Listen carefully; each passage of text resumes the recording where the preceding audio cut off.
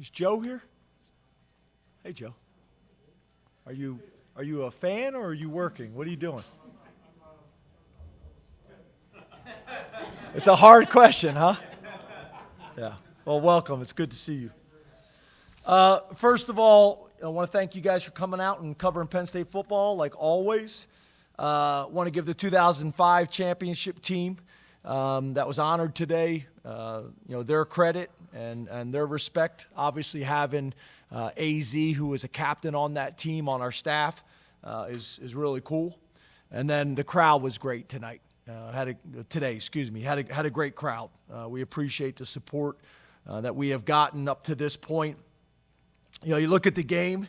The one turnover, that one drives me crazy because although it wasn't as clean as I'd like it to be, and I think we make it harder than it needs to be at times, I do think we're playing winning football. On that one, we had a missed assignment, and you can't let one bad thing turn into two bad things. So overall, I've been pleased with how we're playing. We won the turnover battle. We won the explosive play battle. We won the third down battle. We won the sack battle. We won the field position battle. We won the penalty battle. And we won the middle 8. So all those things are positives that we got to build on. I thought our defense significantly took a step this week. Just more confidence, more command, more control of the defense, especially from our safeties and linebackers that are kind of running the show. So that was important going into this bye week. I think Ryan Barker's been really consistent and positive all year for us. That's going to be important for us. With Nick Singleton with 2 rushing touchdowns, moves into 3rd all-time at Penn State in rushing touchdowns. It was cool to see Joey Schlafer get his first touchdown catch. I know you're all over that. So really, really happy for him. We talk about everybody's journey being different. And I was very, very happy for Joey and his family and for that opportunity that he got, and he maximized it. And then I thought the Jamir Joseph interception was as big time as it gets. Not only making the play, but then obviously turning into an offensive player once the ball was in his hands. So a lot of positives to build on. This bye week is obviously going to be really important. This is not an off week by any means. Tomorrow we will practice tomorrow night, which is different for us to get into Beaver Stadium because we have new lights that we have not been up. We have not been in the stadium with all of the new lighting up. So we will do that tomorrow night. And then we'll practice Tuesday, Wednesday, Thursday, which is our typical bye week schedule. And the guys will have the weekend off Friday, Saturday. The coaches will be out recruiting. And then we'll get into a traditional game week the following Sunday. Obviously, we'll have the advantage of not having to break down the previous game and not make corrections in practice, so we'll be a little bit ahead. But we need to get better. We need to get better on Tuesday. We need to get better on Wednesday. And then we need to be able to come in to next week in a really good place with a tremendous opportunity and a tremendous challenge in front of us. So open up to questions. James, can you assess where you are through 3 weeks going into this bye, kind of a big picture view? Yeah, I think the first thing I would say is defensively, I think up till this week, we weren't playing as fast and as confident as I think we need to play. It seemed like we took a step in the right direction in terms of running the defense and commanding defense like I mentioned before. Special teams, I think, has been a real positive. I think we've been really good in special teams in all 3 games. Obviously, there's still some things I think we can improve on, but I think that's been a positive. And then offensively, we've just been inconsistent. 3rd down, we got to improve on 3rd down. I don't think there's any doubt about that.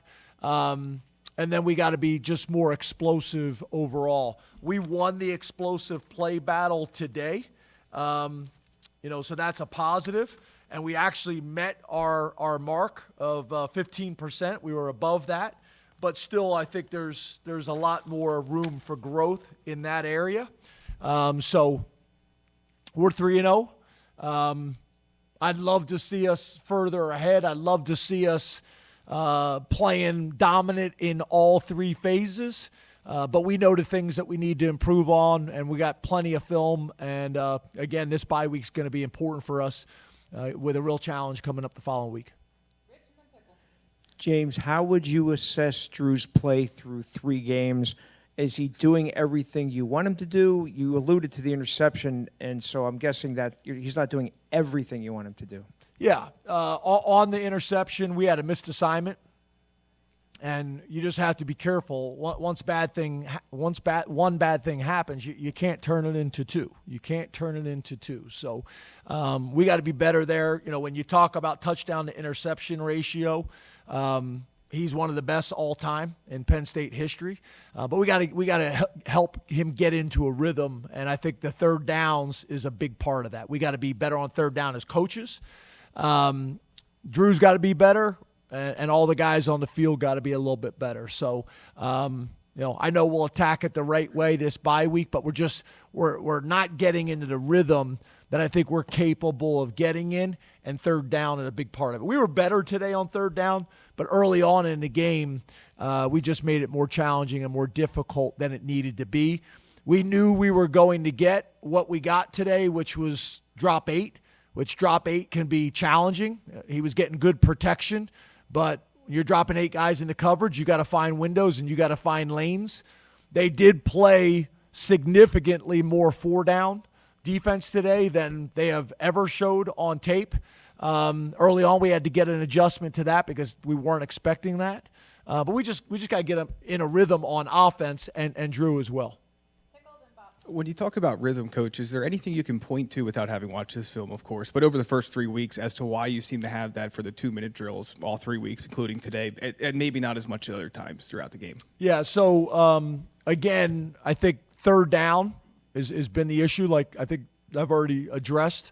But the 2-minute drills, I think, have been good to us. If you look at us, really for the last number of years, we've been pretty good at the end of the half in 2-minute drills. We work that situation a lot.